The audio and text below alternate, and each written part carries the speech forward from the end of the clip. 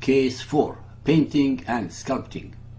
Ladies and gentlemen, please be aware that the words picture, painting, sculpture or sculpting do not exist in the Quran but are repeatedly mentioned in the hadiths or traditions. Muhammad plagiarized, pirated and plundered these concepts and ideas and many more from the Torah of the Jews as in the following, and incorporated them in his Sunnah but not the Quran. Exodus 20.2. I am the Lord your God. You shall have no other gods before me. You shall not make for you any engraved images. You shall not bow down yourself to them, nor serve them. Leviticus 26.1. You shall make no idols or graven image, nor erect a pillar, nor shall you set up any image of stone in your land to bow down to it, for I am the Lord your God. God's commands are crystal clear that they forbid the Israelites from creating images or statues, to which they bow down in veneration, because it would be idolatry. As long as they do not venerate their own creations, these commands do not forbid the Israelites from actually painting and or sculpting any form they choose to for decorations and art. It was the rabbis of the Jews who put up rules and regulations forbidding the Jews from painting and or sculpting any forms of humans and animals. Here again were man-made rules imposed upon the believers. Muhammad, the consummate pirate of the desert, plundered these rules from Jewish traditions, not knowing they are not forbidden by God. Sahih al-Bukhari 8.246 narrated by Abu Huraira. The Prophet said, Allah created Adam in his picture, 60 cubits in height, about 30 meters. The all-knowledgeable Muhammad, the supreme genius of Muhammadan Islam, asserts that Adam was at least 90 feet in height in the image of Allah. The Muhammadan exegetes, to cover up or explain away such an absurd and impossible height, tell us that later generations of his descendants became shorter and shorter until they arrived to the current height. If this were true, one would expect to find thousands of remains of gigantic people. These remains will not only be of skeletons, but should also include tools they used, weapons, artwork, remains of buildings, etc. Furthermore, these findings should show a definite difference in size of people living, let us say, 7000 BC, 3000 BC, and 1000 AD. Since there must have been many such people, archaeologists should have had no problem finding plenty of remains of people that were 80 feet, 60 feet, 40 feet, and 20 feet tall. Where are they? Are there any such findings at all? As far as I know, there is not a single archaeological or biological support for Muhammad's teaching about the changing height of human beings over recorded history. Unerringly, Muhammad was as usual wrong on all counts. Sunan Abu Dawud 227 narrated by Ali bin Abi Talib. Muhammad said, angels do not enter the house where there is a picture, a dog, or a person who is sexually defiled. As I mentioned before, these ideas do not appear in the Quran. Most of the following stories exist only in the traditions. Sahih al-Bukhari 5.235 narrated by Aisha. Muhammad said to Aisha, his child bride, you have been shown to me twice in my dream. I saw you pictured on a piece of silk, and someone said to me, this is your wife. When I uncovered the picture, I saw that it was yours. I said, if this is from Allah, it will be done. Al-Tirmidhi Hadith 6182 narrated by Aisha. Gabriel brought a picture of her, Aisha, on a piece of green silk to Allah's Messenger, said, this is your wife in this world and the next. Muhammad always had the superior rules only for himself. He who condemned pictures saw his would-be child bride on a piece of silk without associating it with Satan. Sahih al-Bukhari 4.570 narrated by Ibn Abbas. The Prophet entered the Kaaba and found in it the pictures of Abraham and Mary. On that he said, what is the matter with the Quraysh? Have they not heard that angels do not enter a house in which there are pictures? This is a monstrous and obvious lie and deception. Since Muhammad prayed in the Kaaba most of his adult life without once mentioning any pictures in it, either in his Quran or in the earlier hadiths until this instant. How is it conceivable that he did not see these pictures before? In fact, Muhammad, the alleged believer in the one and only Allah, prayed all his adult life in the Kaaba with the polytheists while it was a house of idolatry harboring 360 stone gods and goddesses. Case 5. Music, dancing and bells. Ladies and gentlemen, please be aware that the words music, musical, sing, bell, bells, dance, dancing are not mentioned in the Quran but appear in many hadiths about his sunnah. The word singing appears only once in Al-Zummar 39.75.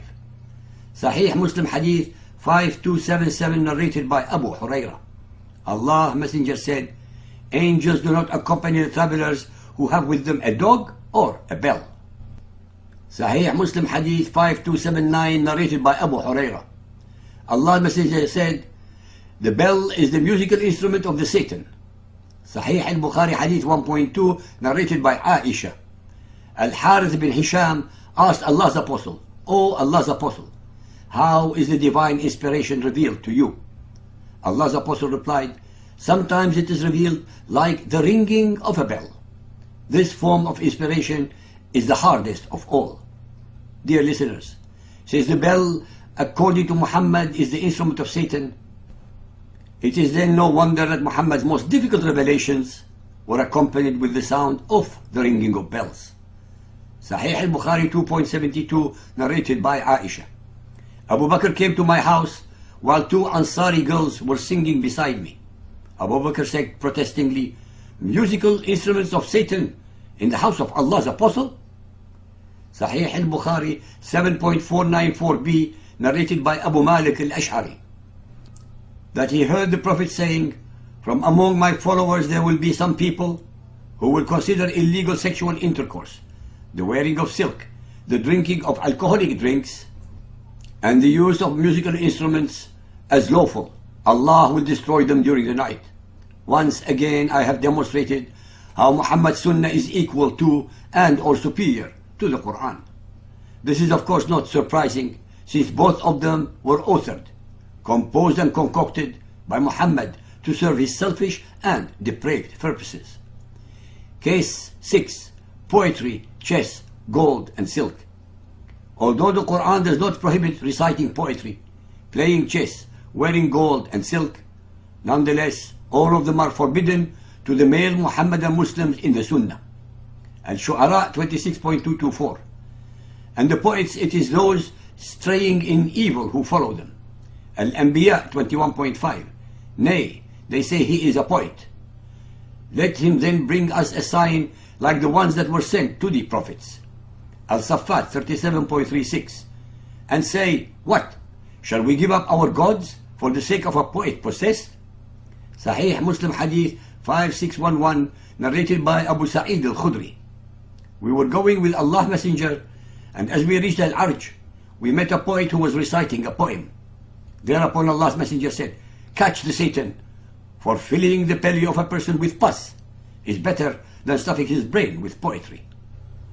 Ladies and gentlemen, be aware that poets supplied the Arabs with their mental and spiritual nourishment, since they memorized the ancestry, deeds, glories and achievements of their tribes, and passed them on to future generations through their students or disciples to keep the records alive. Poets were actually the news media par excellence of Arabia. They were lethal weapons, since a very capable and articulate poet of a small tribe could elevate it in poems to levels greater than that of a much more powerful one. As far as my research has demonstrated, not a single poet during the long period of centuries of the so-called Jahiliyyah, days of ignorance period, that is before Muhammad and Islam, was ever a poet murdered for what he or she recited, unlike what was done by Muhammad and his followers. By the way, there were more female poets among the Jahiliyyah Arabs than during the entirety of 1400 years of Muhammad and Islam. Some of these poets were so formidable that Muhammad had at least 2 of them assassinated because they satirized him. So-called believers and unbelieving kuffar, Muhammad ordered the assassination and slaughter of any Arabian poet who satirized, criticized, or demonstrated that Muhammad was actually a charlatan, a pirate of the desert, and a traitor to his people. He had them butchered invariably at night when utterly unprepared, be they men or women, young or old, free or slave, as amply and very clearly recorded in the Hadiths. Al-Hajj 22.23. Allah will admit those who believe to gardens beneath which rivers flow. They shall be adorned therein with bracelets of gold and pearls, and their garments there will be of silk. Al-Fatir 35:33. Gardens of eternity will they enter, therein will they be adorned with bracelets of gold and pearls, and the garments there will be of silk. Sunan Abu Dawud 422, narrated by Abu Huraira. The Prophet said, if anyone wants to put a ring of fire on one he loves, let him put a gold ring on him. If anyone wants to put a necklace of fire on one he loves, let him put a gold necklace on him. And if anyone wants to put a bracelet of fire on one he loves, let him put a gold bracelet on him. Sunan Abu Dawud 4226, narrated by Asma. The Prophet said, any woman who wears a gold necklace will have a similar one of fire put on her neck on the day of resurrection. And any woman who puts a gold earring in her ear will have a similar one of fire put in her ear on the day of resurrection. Sunan Abu Dawud 4046, narrated by Ali ibn Abi Talib. The Prophet of Allah took silk and held it in his right hand, and took gold and held it in his left hand, and said, both of these are prohibited to the males of my community. Sahih Muslim 5612, narrated by Buraidah ibn al-Hasib. Allah's apostle said, he who plays chess is like one who dyes his hand with the flesh and blood of swine. Based upon all the above Muhammadan Muslim sources, quoted by chapter and verse, we can conclude two items. A. Muhammad's Sunnah on several important rules and concepts overrule the Quran. B.